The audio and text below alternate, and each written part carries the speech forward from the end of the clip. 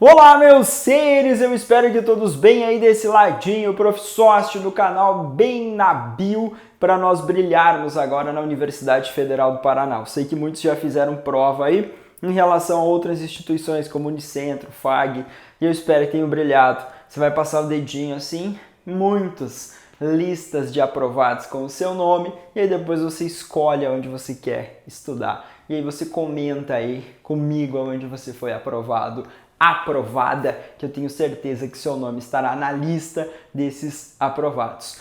Se você não é inscrito ou inscrita no nosso canal, inscreva-se, deixe o seu like aí para apoiar o nosso projeto, ative as notificações para que a aula chegue o mais rápido até você e ajude aí você na sua construção do conhecimento sobre biologia. O FPR para vocês. O FPR com várias áreas da biologia aqui. Coloquei tópicos gerais e dentro desses tópicos gerais eu vou especificando, vou aprofundando, vou indo e voltando. Então acompanha comigo até o final do vídeo, que ele é longo. É longo, nossa maratona federal, quase 1 hora aí para a gente pensar na prova. E eu comecei com citologia. Eu sempre começo com citologia e vocês sempre me perguntam ou questionam e eu falo citologia é a mãe de toda a biologia. No sentido assim, a base, no sentido que você vai usar em outras áreas, na botânica, na zoo, na eco, na físio, na histo. Então você tem que dominar a citologia, o estudo da membrana e dos transportes, o estudo da composição química da célula, do funcionamento das organelas e suas funções específicas e da divisão celular. Então eu coloquei aqui ideias sobre uma parte do DNA e a sua duplicação, que vai misturar a ideia de genética molecular, junto com a célula na sua programação geral, para você pensar em mitose e meiose nessa comparação. Bora! Se eu olhar para as células eucarióticas, elas têm um núcleo. E esse núcleo é chamado de interfásico. Ele tem lá o envelope nuclear, o carioteca, ou o envoltório nuclear, tem a cromatina mergulhada no nucleoplasma, nucleolo como centro de formação dos ribossomos. Esse é o núcleo interfásico. E a interfase é o período que antecede a divisão celular, ou seja, vem antes. A célula está ali se preparando para o momento mais importante da vida, que é a divisão. E quando você vai ver esse núcleo interfásico em divisão, a gente vai analisar ou mitose ou meiose.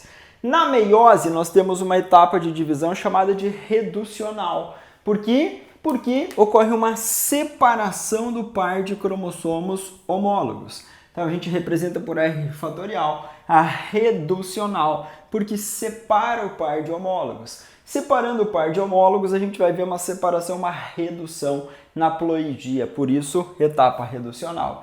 Depois, você tem uma etapa que mantém constante o número de cromossomos e ela é representada por um E fatorial, que é equacional, que é a segunda etapa da divisão. Essa segunda é equacional, porque ela mantém constante o número de cromossomos.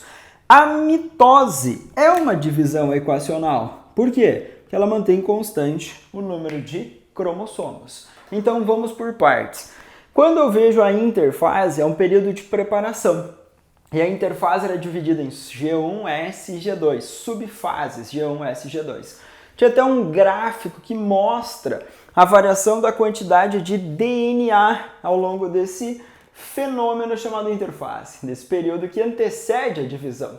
E durante a fase S, ocorre a duplicação do DNA. Essa duplicação ocorre no núcleo das células eucarióticas. É um processo semiconservativo, porque conserva metade da fita original, e é um processo bidirecional, para economizar tempo nessa replicação. O DNA tinha 2 fitas, 5' 3', 5', antiparalelas, e aí duplica. Tem enzimas que vêm cortando as pontes de hidrogênio, quebrando, separando as ligações de hidrogênio entre adenina e timina, como a enzima helicase. Separa as fitas e aí vem a DNA polimerase para a construção da fita nova. Cada fita original aqui serviu de molde para a produção de novas fitas. Lembrando, duplicação semi-conservativa. Conserva metade ali, o laranjinha. Lembrando que o DNA é formado por nucleotídeos, fosfato, pentose, um açúcar de 5 carbonos, no caso, a desoxirribose, e 4 bases nitrogenadas no DNA, adenina, timina, citosina e guanina. Adenina e guanina são bases púricas, aquelas com 2 anéis, e a citosina e a timina com apenas um anel, as bases pirimídicas. Duplicação semiconservativa, conserva a metade.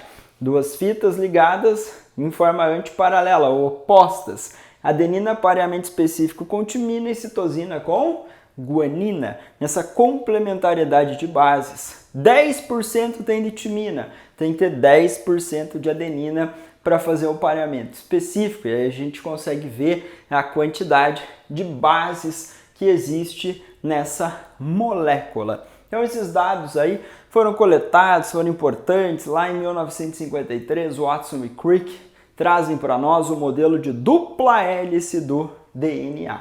Quando que duplica? Na fase S da interfase, período que antecede a divisão. A divisão pode ser meiótica, quando tem redução do número de cromossomos e depois uma manutenção nesse número, uma constância, mas no processo final reduzir o número de cromossomos. Se for na espécie humana, começamos com 46 cromossomos e vamos formar ao final 4 células com 23 cromossomos. Se for mitose, começamos com uma célula humana com 46 cromossomos e vamos terminar com 2 também com 46 cromossomos. Agora, mesma quantidade de cromossomos. Então, a mitose é uma divisão equacional, mantém constante. A meiose reduz o número de cromossomos. Primeira etapa da meiose é reducional e a segunda etapa da meiose é chamada de equacional, porque daqui para cá vai manter constante esse número de cromossomos. Mas, por favor, meiose reduz ao meio o número de cromossomos das células e a mitose mantém constante. Agora vai para o específico. Lá na meiose, primeira parte, reducional, prófase 1, leptóteno, zigóteno, paquíteno, diplóteno e diacinese, subfases. Prófase 1, crossing over. Depois, anáfase 1, separação de homólogos. E isso importante na etapa 1 ou reducional. Na etapa 2, prófase 2, metáfase 2, anáfase 2, separava as cromátides irmãs. Então nós olhamos para a meiose com essa caracterização específica. Nos humanos, nos testículos para a produção dos espermatozoides.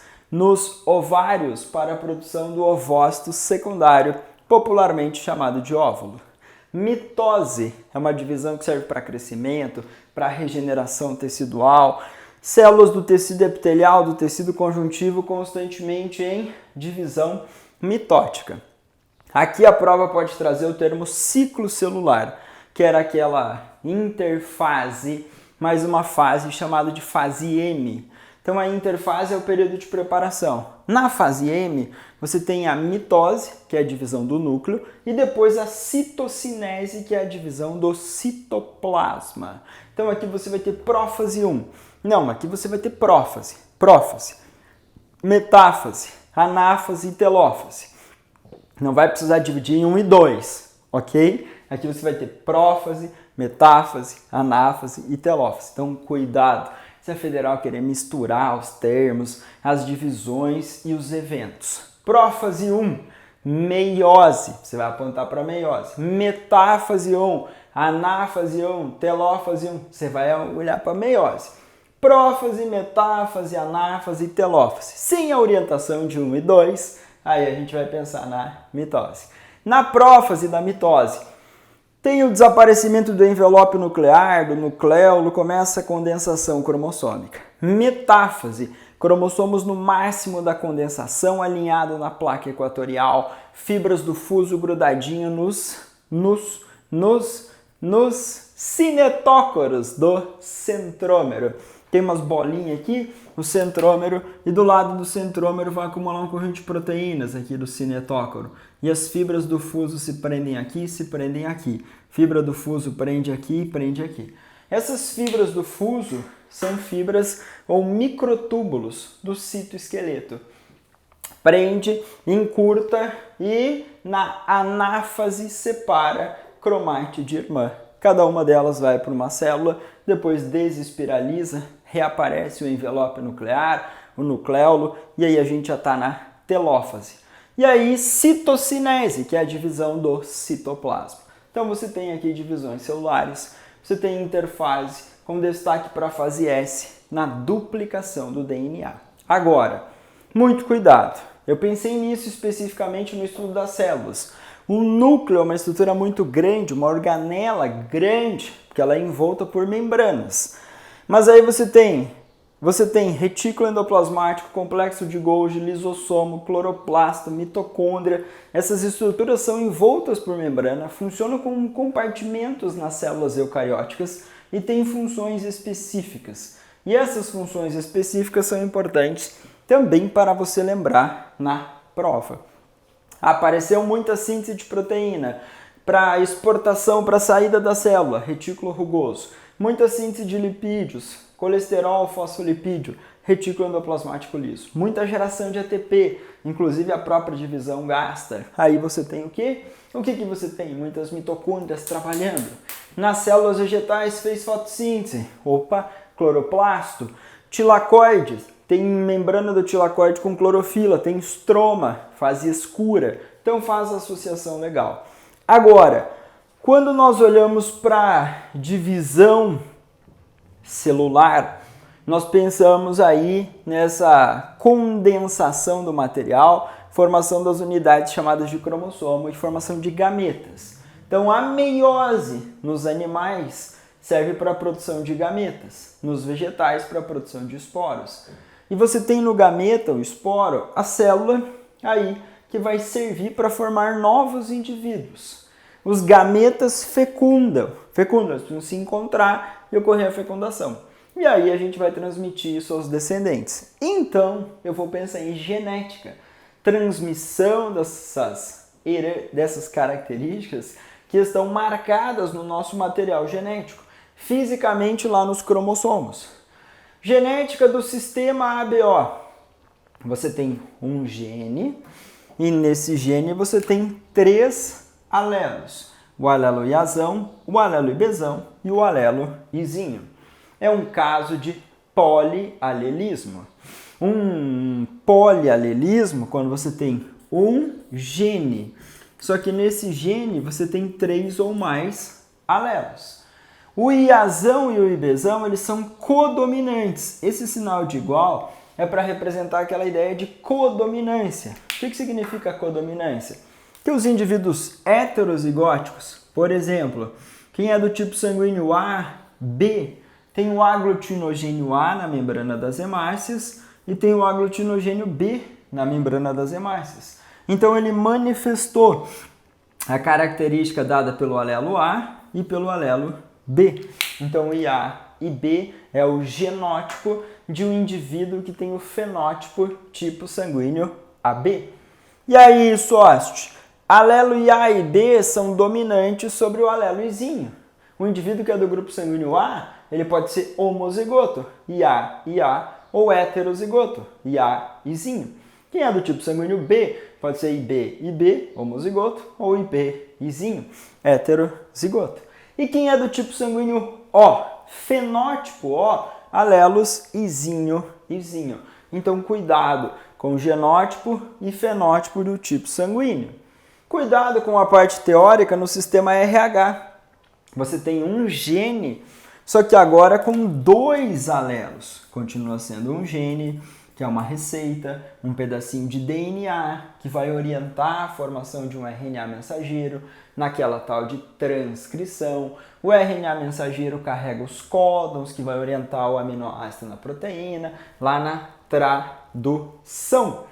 Quando você olha para o gene, quando tem o material genético, esse gene tem 2 alelos, o Rzão e o Rzinho. Então aqui não é um caso de polialelismo, aqui em cima é um caso de polialelismo. Aqui você tem um gene e 2 alelos. Se eu cruzar indivíduos heterozigóticos, A e Azinho, com B e Bzinho, põe no quadro de Punnett e você pode ter lá indivíduos A, B, AB ou O. Você pode formar indivíduos com os 4 fenótipos para o tipo sanguíneo. Ah, falou que um casal é A ele A positivo, ela B positivo, e ambos tiveram um filho O negativo. Se é A positivo, B positivo, mas teve um filho negativo, vai ter que ser Rzão, Rzinho, vai ter que ser Rzão, Rzinho. Para você ter um descendente do tipo O, você faz o quadrozinho de Punnett, vai dar Izinho, Izinho, ó, 1/4. Para ser negativo, Rzinho, Rzinho, 1/4. 1/4 vezes 1/4 dá 1/16. Então a federal pode brincar com essas probabilidades. Eu sei que você não vai ter dificuldade no cruzamento e na matemática. Eu sei, vocês sabem mais do que eu essa parte da matemática. Mas a minha preocupação é na teoria. Um gene, 2 alelos, um gene com um polialelismo, 3 ou mais alelos, relação de dominância, relação de codominância, que nem a UFPR fez ano passado com aquela herança que falava em características quantitativas e qualitativas. Chata, específica e maldosa a questão. Então tome cuidado. Sei que na teoria você vai mandar bem também e não vai perder a questão. Transgênicos. Os organismos transgênicos são aqueles que receberam genes de outros indivíduos. Então a biotecnologia, os humanos começaram a olhar para os outros seres vivos e utilizar esses seres vivos para produzir ou melhorar produtos para nós, humanos. Principalmente pensando na ideia de comércio hoje. Mas produzir uma planta transgênica, um animal transgênico, o que significa isso? Significa que eu peguei o gene de uma espécie, originalmente que não existia, e coloquei naquela de interesse. E aí ela pode começar a produzir uma nova característica que até então não existia. Nessa produção dessa nova característica que até não existia, ela passa a expressar esse gene. Então você tem várias técnicas de produção desses transgênicos. Peguei e coloquei lá no óvulo de um camundongo esse espermatozoide contendo um gene transgênico. Fecundou, começou lá na célula ovo ou zigoto já. E esse gene, ele duplica, esse gene vai ser transmitido, ele vai passar lá para ovo, daí mórula, blástula, lá tem o blastocisto ou blástula, a massinha de células que formam o embrião é o embrioblasto, e todas as células que formam o embrião vão ter esse gene transgênico, tanto células somáticas quanto células reprodutivas. E aí vai sendo transmitido para esses indivíduos. Quando eu tenho duplicação do DNA, vai duplicar também aquele gene transgênico, vai ser copiado e vai ser transmitido aos descendentes. E ele vai expressar aquela nova característica. O que é expressar o gene? É esse DNA servir de molde para formar o RNA mensageiro e aí produzir proteínas que são de interesse. Então pega essa sequência aí, por favor, e faça essa lembrança desses tópicos interessantes. Na mente de vocês, primeira lei, geralmente você tem lá um gene 2 alelos, azão dominante sobre o azinho, ok? Heredigramas, tá tranquilo na sua mente? Quadradinhos representam sexo masculino, círculo sexo feminino, aí o traço, o cruzamento entre eles e analisar os descendentes. Então a federal pode te dar fenótipos normais tendo filho afetado, os indivíduos ali numa herança autossômica, herança corporal não ligada aos cromossomos sexuais. Ah, mas apareceu daltonismo e hemofilia sócite. Aí você associa ao cromossomo X. Daltonismo, hemofilia são heranças excessivas ligadas ao cromossomo X e não tem correspondência no cromossomo Y. Heranças que nós chamamos aí de ligadas ao sexo, daltonismo e hemofilia. Então tome cuidado com a genética, com as ideias, vai descartando as alternativas que a federal te dá chance e sim, vamos acertar as que aparecerem. Variabilidade genética na população é essencial para teoria da seleção natural proposta por Charles Darwin e Alfred Russel Wallace. Charles Darwin e Alfred Russel Wallace vão aí conceber a famosa teoria da evolução através do processo de seleção natural. E você vai traduzir seleção natural com sobrevivência e reprodução. E você vai lembrar que existem 3 tipos de seleção natural: a seleção direcional, que seleciona um fenótipo extremo, seleção estabilizadora, que seleciona o fenótipo intermediário, e a seleção disruptiva ou diversificadora. Faz de conta que aqui está o número de indivíduos ou a quantidade, e aqui estão os genótipos. Na época do Charles Darwin, a gente pensava na seleção natural atuando nos fenótipos, porque a genética ainda não tinha sido descrita, né? Assim, Gregor Mendel foi contemporâneo a Charles Darwin, mas os trabalhos de um não influenciaram ali, naquele momento, ao outro. Agora, depois de 1900, com a redescoberta dos trabalhos de Gregor Mendel, aí a genética vem explicar as diferenças entre os seres, a variabilidade, coisa que Charles Darwin não conseguiu explicar de uma forma convincente na época. Mas isso não tira o mérito, óbvio, de Charles Darwin. Quando nós olhamos para o que eu coloquei, azão, azão, azão, azinho e azinho, azinho, são genótipos. Lembra que o genótipo é o conjunto de genes e seus alelos, mais a ação do meio expressa um fenótipo. Então a seleção natural atua no fenótipo, atua no genótipo desses indivíduos. Indivíduo azão, azão. Opa, vantajoso ser azão, azão. Opa, vantajoso ser azinho, azinho. Opa, desvantajoso ser azão, azinho. Então aqui eu estou selecionando os 2 extremos. Isso é uma seleção disruptiva ou diversificadora. Isso facilita, é importante para aquele fenômeno chamado especiação, a separação da população ancestral ou original para a formação de novas espécies a partir daquela população ancestral comum. Aí a prova fala para você que a seleção natural reduz a variabilidade genética. Perfeito? Você tinha azão, azão, azão, azinho e azinho, azinho. Vem a ação da seleção natural, elimina os azinho, azinho, mantém azão, azão e azinho, azinho. Então, você está alterando a variabilidade dessa população e você está diminuindo essa variabilidade genética porque você está eliminando os indivíduos que têm os 2 alelos, o dominante e o recessivo, no caso, o alelo azão, o azinho, ou seja, estamos eliminando os heterozigóticos. Mas deriva, lembra daquela palavrinha? Acaso?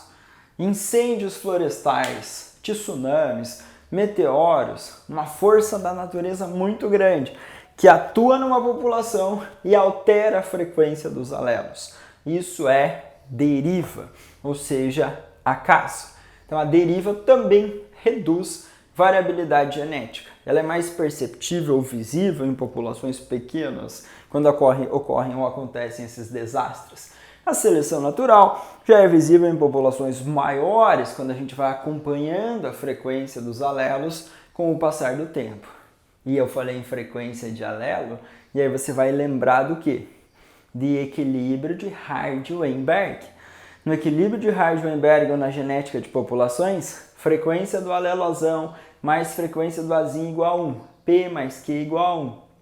Se a frequência dos alelos se mantém constante, nas próximas gerações, a população não está evoluindo. Agora, se a frequência dos alelos mudou na próxima geração, na próxima, se a frequência for mudando, essa população está em evolução, porque evolução é sinônimo de uma palavrinha. Evolução é sinônimo de mudança. Mudança e mudança. Então, evolução é sinônimo de mudança. Mudou a frequência dos alelos na próxima geração? Ok, está rolando essa evolução. Aqueles fatores evolutivos, como a recombinação gênica, mistura dos alelos, seja no crossing over, na segregação independente, os indivíduos, as populações com reprodução sexuada aumentam essa variabilidade. Seleção e deriva atua, reduz a variabilidade. Migração, entrada, imigração, saída, emigração de indivíduos, isso também afeta a frequência de alelos da população. Então, cuidado com o texto, cuidado com a alternativa. Às vezes aparece evolução e cada alternativa é uma situação diferente para você julgar. com ideias diferentes, com pensadores diferentes, então tomem cuidado.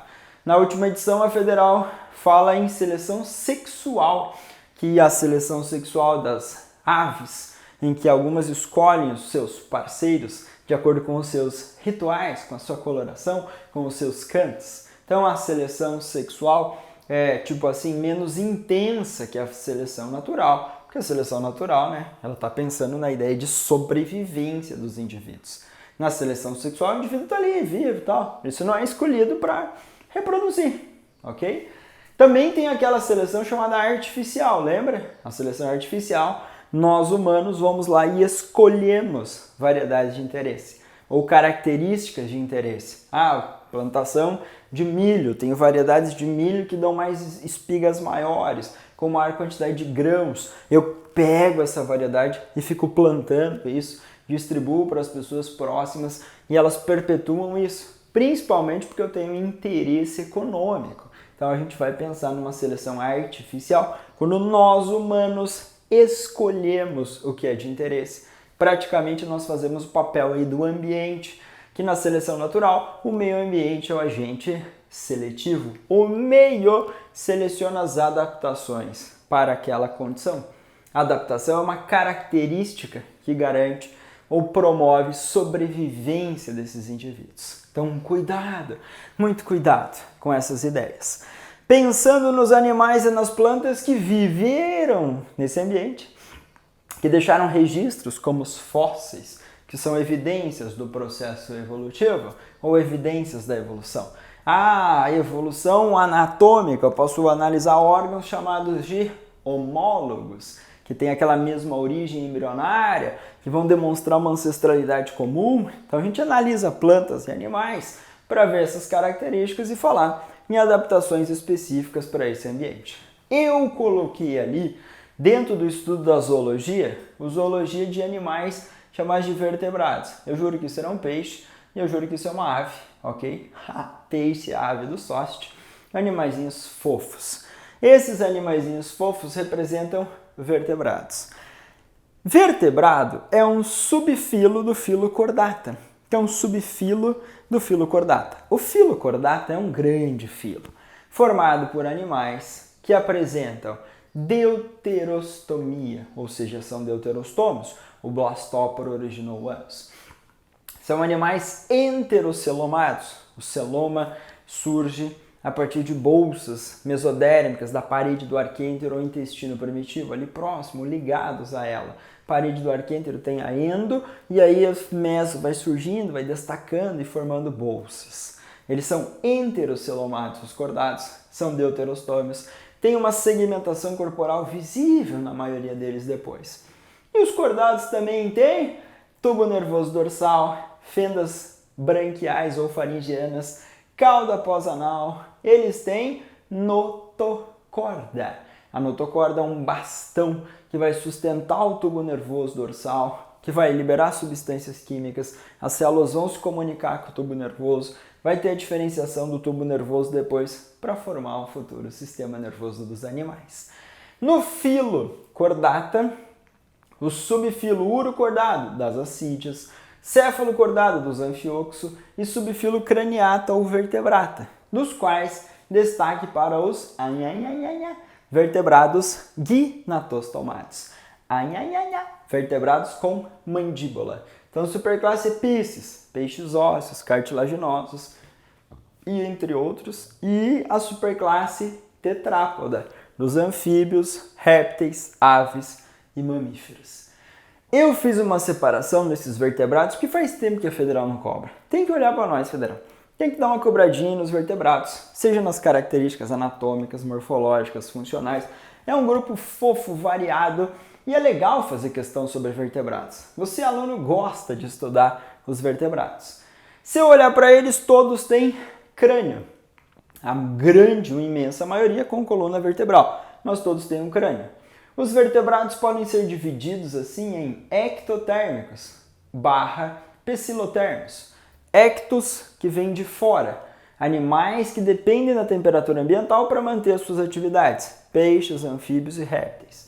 Se o ambiente está a 20, 25 graus, a temperatura do animal é próxima a 20, 25 graus. A temperatura aumentou para 30 graus. A temperatura dos animaizinhos aumenta. Então, pecilo, porque a temperatura é variável. Esses dois termos aqui não são sinônimos, mas são aplicados aos mesmos grupos animais. Então, geralmente, teve uma variação de temperatura, os pecilotermos percebem essa variação de temperatura e a temperatura aumenta as atividades enzimáticas e metabólicas. Répteis que matam e matam as suas presas no ambiente aquático, começam a alimentação e depois vem para o ambiente terrestre, vai para o sol, fica de boa, aumenta a temperatura corporal, aumenta a atividade enzimática e facilita a digestão. Então, os ectotérmicos aqui. Aves e mamíferos estão de boinha, de boinha. Pode estar 0 grau, pode estar 40 graus, pode estar 15, pode estar 20. Mantém temperatura entre 35 e 37 graus, geralmente. São animais endotérmicos, geram o calor interno para manter a temperatura corporal constante. Manter temperatura corporal, homeotérmicos. Então, homeotermia não é sinônimo na tradução, mas a gente aplica os mesmos grupos animais. Então, homeotérmicos mantém temperatura corporal constante. Endotérmicos geram calor interno. Isso custa para nós. Comemos demais. Usamos muito oxigênio. Temos uma circulação dupla completa em aves e mamíferos para levar um sangue rico em oxigênio para as células consumirem esse oxigênio na respiração celular aeróbica.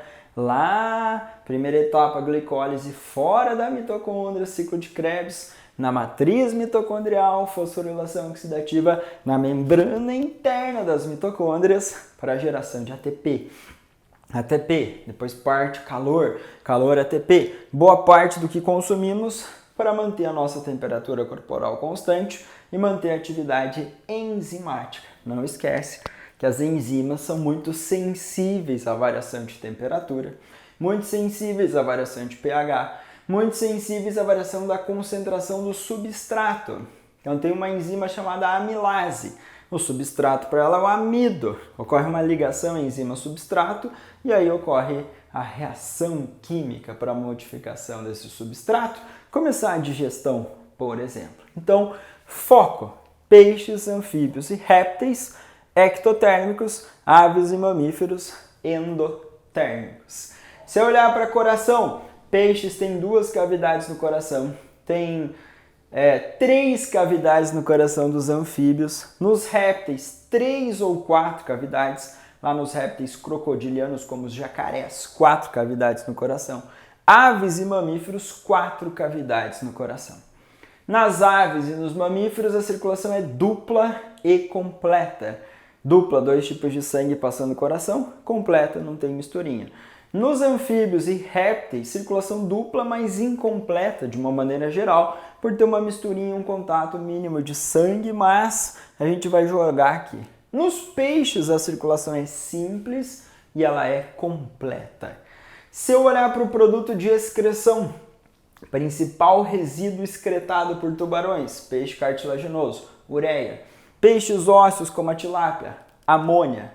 Os anfíbios adultos excretam ureia. Os répteis, ácido úrico. As aves, ácido úrico. Os mamíferos, ureia, como resíduo de excreção. Os anfíbios são tetrápodos, assim como répteis, aves e mamíferos. Só que os anfíbios têm um destaque pela saída para esse ambiente terrestre. Ainda dependem da água para a reprodução, tem uma pele úmida, gosmenta, pele muito sensível dos anfíbios, usado muitas vezes como bioindicador de poluição dos ambientes para esse grande grupo de animais sensíveis. Com o aquecimento global aí, muitas dessas espécies estão sofrendo boa parte das suas alterações. Os répteis também estão sofrendo, boa parte deles, com essa relação de aquecimento global, mas em alguns aspectos, às vezes até reprodutivo. A temperatura ambiental no mundo reptiliano pode influenciar na expressão sexual da população de alguns répteis. Aumentar a população de machos, diminuir a população de fêmeas e isso afetar demais a dinâmica reprodutiva desses animais. Então esses animais aqui sensíveis a essas mudanças climáticas, Para anfíbio, se o ambiente é úmido e está deixando de ficar úmido, pele ressecada, muita dificuldade para fazer troca gasosa e aí não sobreviver nesses ambientes. Então cuidado com esses pensamentos de adaptação e grupo de animal afetado que pode sim estar na sua prova aí da federal, ok? Répteis, aves e mamíferos são chamados de amniotas. Por que amniotas? Que botam um ovo e esse ovo tem o âmnio, o anexo embrionário, que retém o líquido amniótico ao redor do embrião, evita a desidratação, protege contra choques mecânicos. Essa estrutura é chamada de âmnio. Saco vitelínico armazena nutrientes. Alantoide armazena excretas e faz troca gasosa. Então a gente tem esse pensamento sobre anexos embrionários e a conquista desse ambiente terrestre pelo mundo dos vertebrados. Além disso, répteis têm uma pele grossa, espessa, muito queratinizada, então isso também protege e evita a desidratação. Excretam ácido úrico, isso promove a economia de água, também auxilia a adaptação ao ambiente terrestre. Mas a postura de ovos, ou seja, botar um ovo amniótico, foi essencial para essa conquista do ambiente terrestre, tá bom? Se eu olhar para o mundo das plantas, briófitas, pteridófitas, gímenos e anjos. A galera fala assim, as briófitas são os anfíbios no mundo vegetal. Que a briófita foi aquela plantinha que plups, saiu para o ambiente terrestre. Nas briófitas, a fase de gametófito briga. O macete é briga. Briófita, gametófito, a fase dominante. E o gametófito é a fase haploide. O esporófito é a fase diploide. Nas pteridófitas, gímenos e anjos, a fase dominante é o esporófito, a fase diploide. As plantas têm um ciclo chamado de diplobionte. Você tem 2 adultos, um adulto diploide e um adulto haploide. O adulto diploide é chamado de esporófito e o adulto haploide é chamado de gametófito. O esporófito produz esporos. Aqui acontece uma divisão chamada de meiose. A meiose é chamada de intermediária ou espórica no mundo das plantas porque produz os esporos. Os esporos caem no solo, germinam e aí produzem gametófitos. Os gametófitos são fase haploide. O gametófito vai produzir por mitose, uma divisão equacional, gametas. Mantém constante o número de cromossomos. Só que os gametas eles vão se encontrar num fenômeno chamado de fecundação. E aí vai formar célula ovo ou zigoto, e aí vai reestabelecer o número diploide do esporófito. Então, por favor, esporo germina e forma gametófito. Gametófito produz gametas, fecundam e aí produzem o esporófito. E as plantas conseguem manter essa nítida metagênese ou alternância de gerações. A gente faz essa identificação e isso é bem característico na vida das plantas, tá? Deixa eu ajeitar aqui. Se eu olhar para essa nítida metagênese ou alternância de geração, somente as briófitas com a fase dominante de gametófito, pteridófita, gímeno e anjo, a fase de esporófito. As briófitas e as pteridófitas são chamadas de criptógamas, plantas que dependem de água por encontro dos gametas. As gímenos e as anjos são fanerógamas. Têm estruturas reprodutivas visíveis. Lá nas gímenos, os estróbilos. O grão de pólen sai do masculino, como a araucária angustifolia, por exemplo, viaja até o feminino, cai, cresce o tubo polínico. No interior do tubo polínico, os núcleos espermáticos, que representam o gameta masculino, e aí vai ocorrer a fecundação da oosfera. O óvulo se desenvolve e forma semente. Então, nas gimnospermas, nós temos polinização, nós temos fecundação e nós temos o óvulo se desenvolvendo para formar semente. Nas angiospermas, eu tenho polinização, a fecundação, o óvulo se desenvolve para formar semente e nas angiospermas, o ovário se desenvolve para formar o fruto. Então, a gente tem essas características em relação ao grupo de plantas. Flor, eu coloquei ali a flor como um órgão vegetal. E se você olhar para esse órgão vegetal chamado flor, ela é completa em relação a estruturas.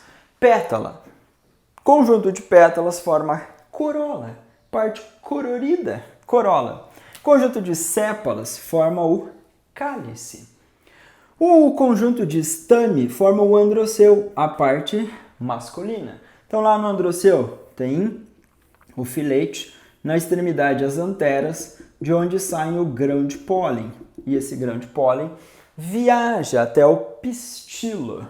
Lá no pistilo tem a estrutura do estigma, como se fosse a boquinha da garrafa, o estilete e o ovário. Então, o grão de pólen sai das anteras do estame, viaja até o estigma do pistilo, grão de pólen cai ali, vai crescer o tubo polínico. Tubo polínico trouxe a independência de água para o fenômeno chamado fecundação. Existe pólen para formar tubo polínico em gímenos e angiospermas. O primeiro grupo que apareceu foi a gímena, então aparece ali primeiro nelas. Mas nós teremos essa relação. Quando eu vejo as plantas com semente, lá dentro tem um embrião diploide. Na semente tem reservas de nutrientes. Nas angiospermas tem os cotilédones, folhas modificadas, e um endosperma triploide para armazenar esses nutrientes e passar para o embrião em desenvolvimento. Quando nós olhamos para esse embrião em desenvolvimento, a germinação das sementes é estimulada por um hormônio chamado giberilina. G de giberilina, G de germinação. Um hormônio chamado ácido abscísico inibe a germinação, inibe o crescimento. E um hormônio importante é chamado de auxina. E essa auxina está associada a tropismo em plantas, está associada ao crescimento em plantas, está associada em queda de folhas, de fruto em plantas, junto com outros hormônios como o próprio etileno, o gás etileno que está associado à maturação dos frutos nas plantas. As auxinas estão associadas àqueles movimentos de curvatura, tipo o fototropismo do caule, crescer em direção ao estímulo luminoso. A raiz cresce contrária, então o fototropismo é negativo, mas o geotropismo da raiz crescer em relação à força gravitacional, aí é positivo.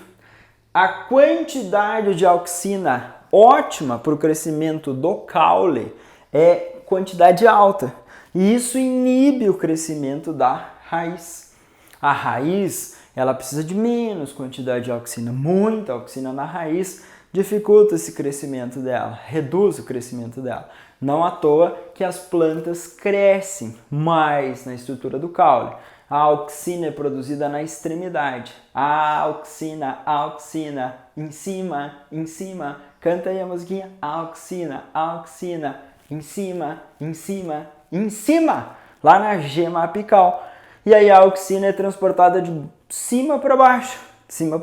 Auxina, de cima para baixo. E vai descendo, e vai passando de célula a célula. E vai acumulando, teoricamente, na raiz. E aí vai acumulando mais auxina lá e vai crescendo menos a raiz em relação ao caule, que cresce mais. Que hormônio é esse? Auxina, em cima.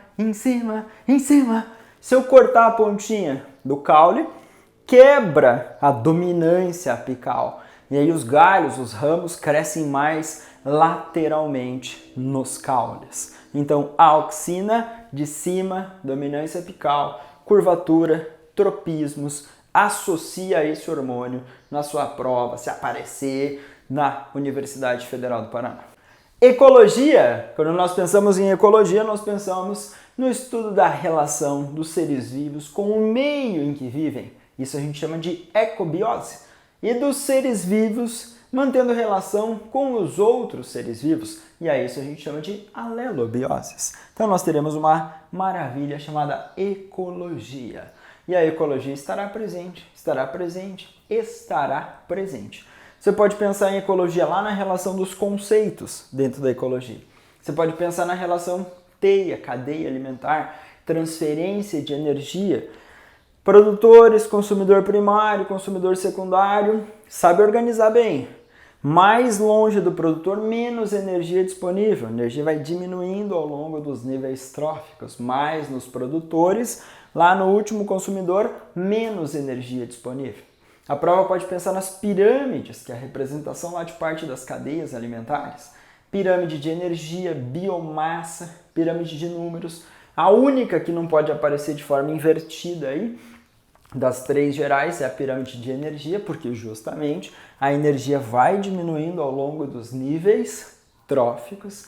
Você pode pensar nas relações ecológicas, você pode pensar nas sucessões ecológicas, você pode pensar nos biomas, você pode pensar na dinâmica de populações e você pode pensar nos ciclos biogeoquímicos, nas relações ecológicas. Então a ecologia tem muita coisa para pensar. Então, geralmente, o que mais apareceu na Federal historicamente foram relações ecológicas, relações alimentares, cadeias, teias alimentares, parte de ciclo biogeoquímico, alterações ambientais associadas. Então vamos passar por tudo isso na ecologia. Vem com o SOST. Nitrogênio atmosférico, a maior reserva de nitrogênio desse planeta chama-se atmosfera, 78% aproximadamente da nossa atmosfera nitrogênio. E aí tem um fenômeno chamado de fixação biológica, aquelas bactérias, ó, as aves aí cantando. Caíra a ave na prova. Cuidado com a ave na prova. O Bem-TV está cantando aqui, eu senti um sinal. As penas das aves são queratinizadas. O bico da ave é queratinizado. As aves têm um estômago mecânico chamado moelas, que comem coisas duras, rígidas, não são todos. O papo inglúvio umedece os alimentos, armazena esses alimentos. Então cuidado com as aves, que são animais endotérmicos. Agora voltando para a ecologia, as aves estão inseridas aqui próximo dos estúdios SOST. E quando eu estava falando em fixação do nitrogênio, bactérias do gênero Rhizobium, que mantém aquela relação mutualística com as leguminosas, que fazem bem para devolver nitrogênio para os ambientes. Elas fixam, convertem nitrogênio atmosférico em amônia. Amônia disponível no solo vai estar na forma de íon amônio, o NH4. E aí a amônia é convertida em nitrito, isso a gente chama de nitrosação. Bactérias do gênero Nitrosococcus, Nitrosomonas fazem isso. Pode acontecer isso no ambiente aquático também, mas principalmente nos solos. O nitrito é convertido em nitrato, isso eu chamo de nitratação. E a nitratação promove a formação dos nitratos. E a plantinha ou recebe ali na forma de íons amônio ou na forma de nitrato, absorve do solo e aí usa esse nitrogênio para construir os seus aminoácidos, as suas bases nitrogenadas. Os aminoácidos entram na formação das proteínas, as bases nitrogenadas no nucleotídeo para formar DNA, para formar RNA, que são os principais compostos nitrogenados no corpo dos seres vivos. Quando os animais comem as plantinhas, eles obtêm isso. Quando os animais comem os outros animais, eles também obtêm isso. Bactérias participando da fixação, da nitrificação. Bactérias desnitrificantes que devolvem o nitrogênio para a atmosfera.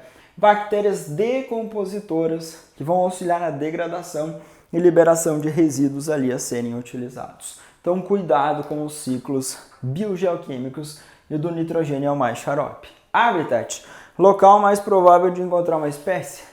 Espécies diferentes podem ter o mesmo habitat, mas nichos ecológicos distintos ou diferentes. O nicho é aquela historinha fofa do modo de vida. O Bem-TV estava ali, o que ele faz? Com quem ele se relaciona? Quem são os parasitas? Quem são os predadores? Qual a faixa de temperatura onde ele põe os seus ovos? Ele constrói ninho, não constrói? Qual é a principal época de reprodução? Todos os fatores que interferem na sobrevivência da espécie de Bem-TV farão parte do seu nicho ecológico. População, conjunto de seres de uma mesma espécie. Eu sou um espécime da espécie humana. Eu sou um representante. Então, um espécime é um representante da espécie.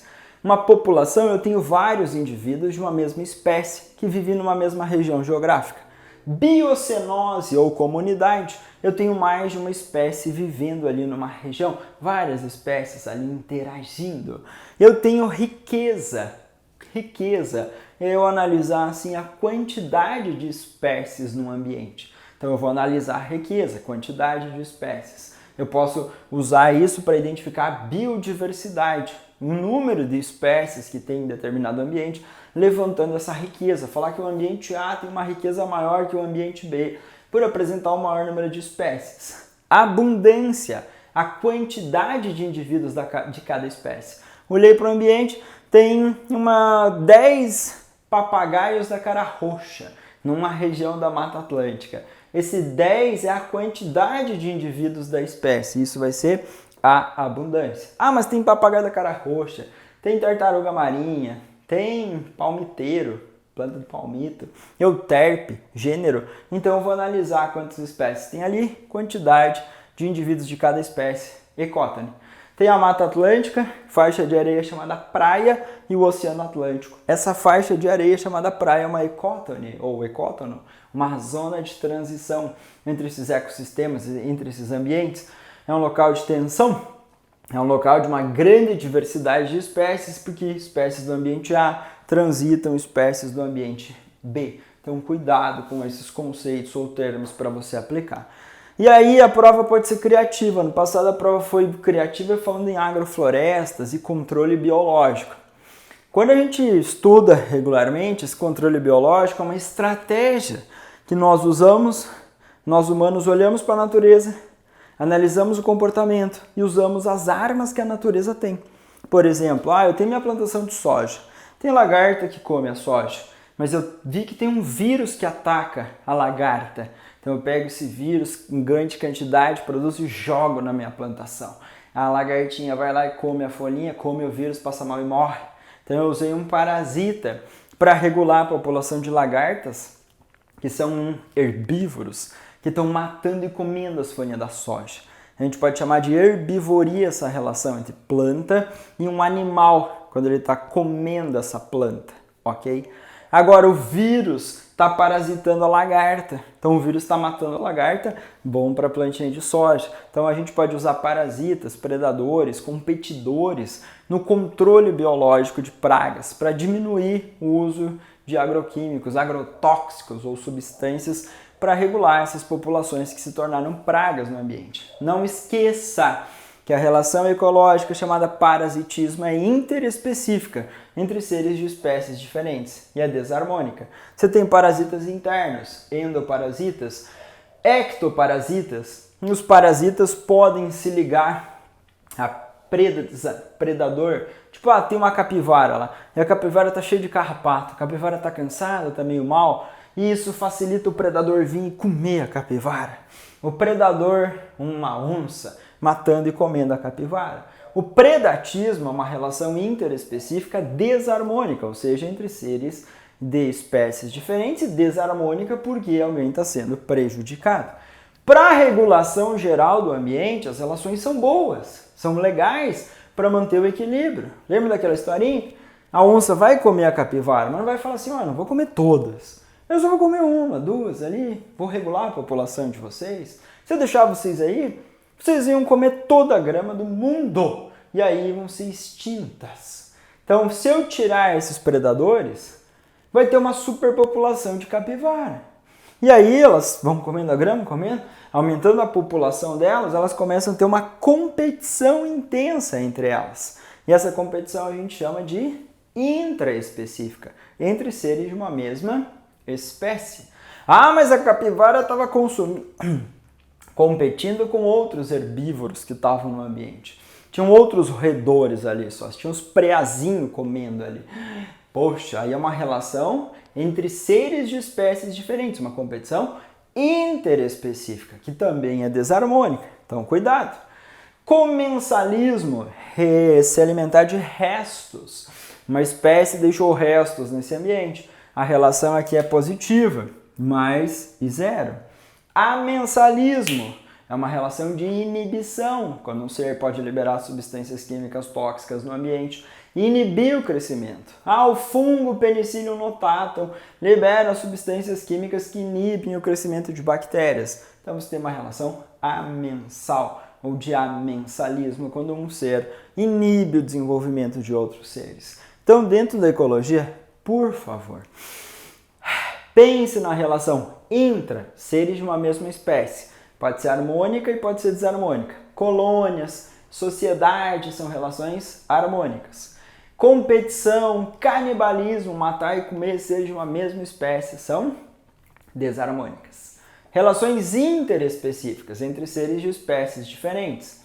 Mutualismo, protocooperação, comensalismo, inquilinismo são relações positivas, são relações harmônicas. Ninguém é prejudicado. Agora, na competição, no predatismo, no parasitismo, no amensalismo, alguém é prejudicado. Alguém é prejudicado. Então a relação é desarmônica, ok? Neutralismo, que a Federal já citou há muitos anos atrás, é quando uma espécie não tem uma influência aí em relação a outra espécie.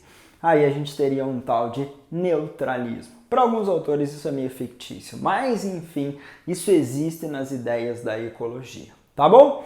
Pensamos em ecologia e para encerrar o blocão, eu quero pensar em humanos, com os seus tecidos, com o seu funcionamento e com os parasitas que fazem mal para a nossa espécie. Você vai falar, caraca, Sost, tá insano o negócio. Me perdoe, estou aqui em velocidade 5 porque há muita coisa, mas eu espero estar ajudando e facilitando a gente brilhar na UFPR. Coloquei aqui hepatite, vírus causador de hepatite. Beleza, vírus causador de hepatite. Hepatite A, hepatite B, hepatite C. Temos campanhas de vacinação para hepatite, mas é uma doença viral. A hepatite A, transmissão fecal oral. A hepatite B e C, transmissão por relações sexuais. Transmissão por contato de fluidos, sangue, sêmen, esperma. E aí a gente vê a passagem do vírus. O fígado é o órgão afetado. Então agora eu vou pensar na fisiologia, eu vou pensar em características do funcionamento do órgão. Fígado é a glândula anexa do sistema digestório e o fígado produz a bile. A bile é uma secreção que contém ácidos biliares, sais biliares, mas não tem enzima digestiva na bile. A bile é lançada no intestino delgado e a bile vai emulsificar os lipídios. Vai partilhar em pedacinho menor e facilitar a ação de lipases, enzimas produzidas principalmente no pâncreas e lançadas lá no duodeno. A esquistossomose, doença causada pelo esquistossoma mansoni, um platelminte, que você vai pegar essa doença pelo simples fato de colocar um pezinho na água, as larvinhas cercárias penetrarem na pele e aí se instalarem no fígado. E aí nessa doença também fígado é acometido. O baço também pode ser acometido. O baço está na região esquerda do nosso abdômen, lá conectado ao pâncreas. O baço degrada as hemácias velhas num fenômeno chamado hemocaterese. O baço funciona como reservatório de sangue, de células de memória. Então tá ali, faz parte do nosso sistema linfático esse baço. Importante, importante, importante. Raiva, uma doença viral que vai ser transmitida para nós humanos. Deixa eu só arrumar minha câmera. Vai ser transmitido para nós humanos, principalmente por secreções de animais contaminados. Pode ser morcego, pode ser cão. Geralmente nós vamos vacinar esses animais, como os cães, no ambiente urbano, para evitar, obviamente, que mordedura do animalzinho, secreção da saliva, o vírus chegue até nós. O vírus da raiva vai afetar o sistema nervoso, vai ser muito agressivo para nós em relação à sua manifestação. Dengue, uma doença viral. Dengue, uma doença viral transmitida pela picada de Aedes aegypti. Aedes aegypti é um mosquito, um inseto. Um mosquito é um inseto, holometábulo. Tem metamorfose total. Ovinhos no ambiente próximo ali à barranquinha da água. Aí larvas, aí, claro, o ovo, aí a larva, a lagartinha, vai construir um casulinho e aí vai sair um mosquitinho. Quando nós olhamos para os mosquitos, as fêmeas mantêm esse hábito hematófago de picar, sugar sangue. Então, medida profilática, combate mosquito aqui. Medida profilática, vacinação. Medida profilática, placas. Indicação, rio Bostinha, próximo. Não entre, não se contamine, evite contato com essa água. Posso usar caramujicidas, posso usar predador para matar e comer um caramujo. E eu vou tentar conter o avanço da esquistossomose. Então cuidado com a medida profilática ou com a historinha que a Federal te contar para você ter que ser o Dr. House e encaixar na doença. Malária. Doença tropical transmitida pela picada do mosquito anófelos ou mosquito prego. protozoário tem um ciclo chamado eritrocítico nas hemácias, um ciclo extra-eritrocítico fora das hemácias, nas células do nosso fígado, também órgão afetado. Reprodução nas hemácias, rompimento de hemácia, pico de febre, típico e característico da malária. Então, o combate ao mosquito é uma forma de prevenção. Leishmaniose, uma doença em que Leishmania brasiliense causa úlcera de Bauru. Leishmania brasiliensis, o protozoário, transmitido pela picada de mosquitos do gênero Phlebotomus, Leishmania, causa lesão. Epiderme e derme fazem parte da pele. Epiderme, tecido epitelial, tem origem na ectoderme. Derme abaixo, tecido conjuntivo, tem origem na mesoderme, assim como os músculos, origem na mesa. E a nossa pele é um órgão formado por esses dois tecidos. Lesões causadas por esse protozoário. Combate ao mosquito com medida profilática. Sarna, causada por Sarcoptes scabiei, um ácaro que vai se alimentando, se locomovendo e causando lesões na pele humana. Irritação, coça demais a presença desse ácaro. Os ácaros são aracnídeos, assim como carrapatos, assim como as aranhas e os escorpiões. Transmissão é contato com estofado, roupa contaminada, ambiente, pessoa a pessoa, e essa transmissão de um parasita externo. Gastrite, uma lesão no nosso estômago. Nosso estômago tem uma revestimento ali chamado mucosa.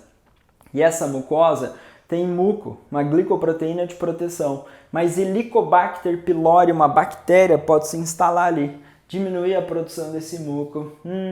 E aí a gente tem lesões severas. Lembra que no nosso estômago tem a produção do HCl, o ácido clorídrico. Esse ácido clorídrico é importante para a conversão, quebrar o pepsinogênio, formar a pepsina, que é a enzima ativa para a digestão das proteínas no nosso estômago. Diabetes, uma variação, diabetes, na taxa de açúcar na corrente sanguínea, muito acima do normal. Então, uma hiperglicemia por falta da insulina, diabetes mellitus tipo 1, ou falta de receptor para insulina, diabetes mellitus tipo 2, ou uma resistência ao hormônio insulina. Então, essa preocupação a gente vai ter nessa doença, não controlando as taxas de glicose. Lembrando que a insulina é um hormônio proteico produzido nas células beta do nosso pâncreas. Gripe, Covid-19 são doenças associadas ao sistema respiratório, mas causadas por vírus. A tuberculose é uma doença associada ao sistema respiratório, mas é causada por bactérias. Temos vacina para a prevenção da gripe, vacina para a prevenção da Covid-19 e também da tuberculose. Inclusive da tuberculose fica a marquinha, vacina BCG, o bacilo de Koch, Mycobacterium tuberculosis, bactéria causadora da doença conhecida como tuberculose. Eu coloquei aqui vírus, são seres acelulares, ametabólicos, parasitas intracelulares obrigatórios. Bactérias são seres procariotos, unicelulares, podem ser autótrofos, heterótrofos, uma galera de coisas. Agora, a preocupação aqui para nós são os parasitas. Protozoários são unicelulares, são eucariotos, são seres heterótrofos ou heterotróficos que também podem parasitar o nosso organismo. Está executando esse parasitismo, vai afetar uma função biológica. Então a prova vai contar uma historinha, ou da transmissão, ou de parte do ciclo, ou te dar um contato ali para você brincar de seu Dr. House e associar o tipo de doença. Eu espero ter passado pelas diferentes áreas da biologia, que quando você abrir a prova da Federal, for lendo, faz a lembrança da nossa revisão. Claro que de toda a construção que você fez no seu estudo, desde o seu ensino fundamental, no seu ensino médio, até agora, para fazer uma excelente prova. Se tiverem dúvidas, mandem que eu respondo vocês. Por gentileza, inscreva-se no canal, deixe seu like para apoiar o nosso projeto e tenha uma excelente prova da Federal, que eu vou esperar vocês para a revisão da segunda fase. Abração, gente, e excelente prova da Federal para todos vocês.